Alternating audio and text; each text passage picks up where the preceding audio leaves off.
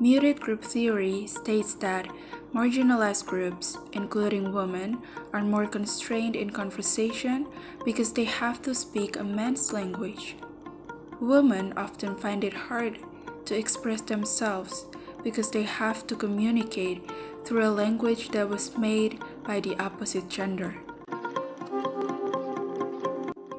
Some examples are women often referred to as the property of men, like taking a man's name in marriage. Women have spent their whole lives trying to translate their thoughts into masculine metaphors in order to express themselves to others. Have you ever noticed that the protagonist in most books and films is a man? It seems that from a very young age, women have to see things from a man's perspective. They have to think from a man's perspective more often than men have to think from a woman's perspective. This has meant that women have become used to needing to translate their thoughts into a way that is acceptable to men before speaking publicly. Unfortunately, it seems like men find it hard to see women's perspectives. They may also be more reluctant to try to see women's perspectives because they've never really been forced to in the past. While men's sexual exploits are often celebrated, women are seen negatively if they have too many sexual partners. Men can be seen as ladies' men, players, and studs if they are lucky with women. Women are usually seen as promiscuous and sexually deviant if they are known to have had too many sexual partners.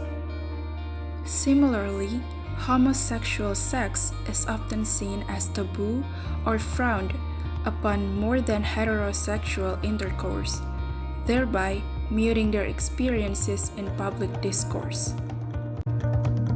Recently, there has been a big push to include marginalized voices in television, books, and movies.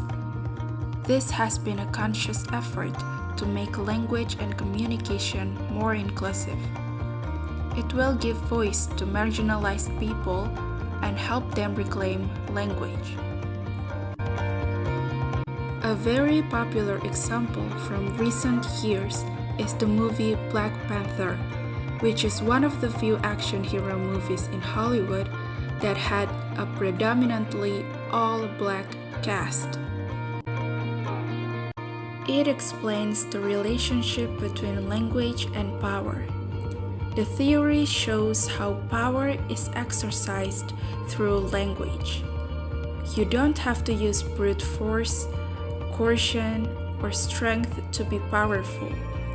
Language makes some people, like men, more powerful than others, like women. It ignores the fact that most men have trouble fitting into a masculine mold as well. Dominant masculinity only explains a small subset of alpha males.